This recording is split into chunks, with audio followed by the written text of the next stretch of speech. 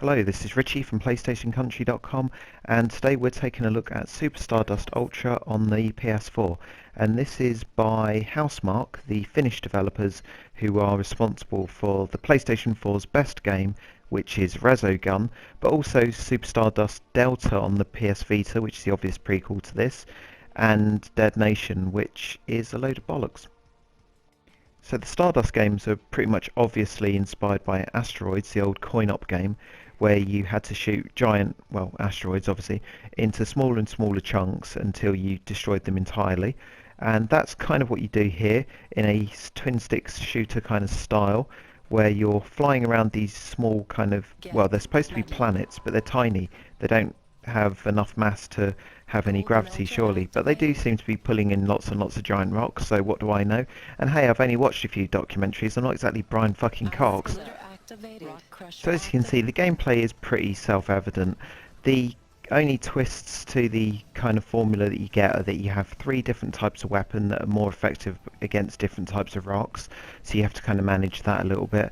And there's power-ups which give you extra lives and bombs and improve the power of your weapons, and you want to try and get to these before they deteriorate, because they get less and less useful, ultimately ending up as just point boosts if you're not quick enough. But beyond that, there's not really any depth. This is a very arcadey title, and on the Vita that worked perfectly because it was pick up and play. It looked great, it played really smoothly, and it was just short and fun and exciting.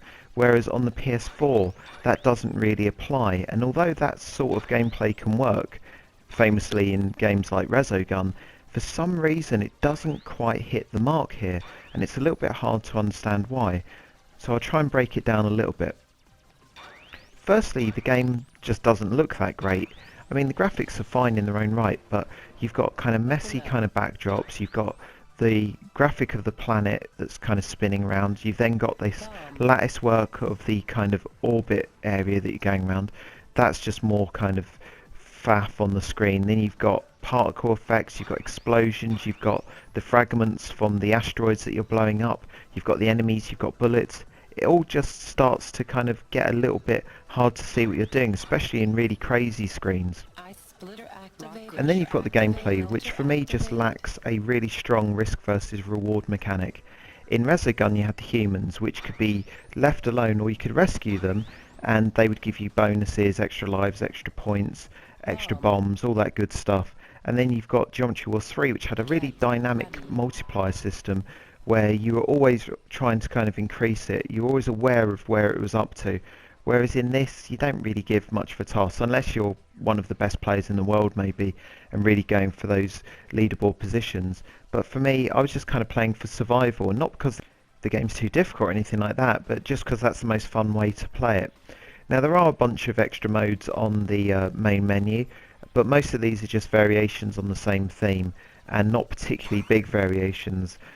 There's the survival mode, which is probably the best of the extra modes, which is what you see here, which is crazy chaotic and kind of short-lived and kind of pick up and play, and that's fine. But the rest of the modes are pretty pedestrian and not that much fun.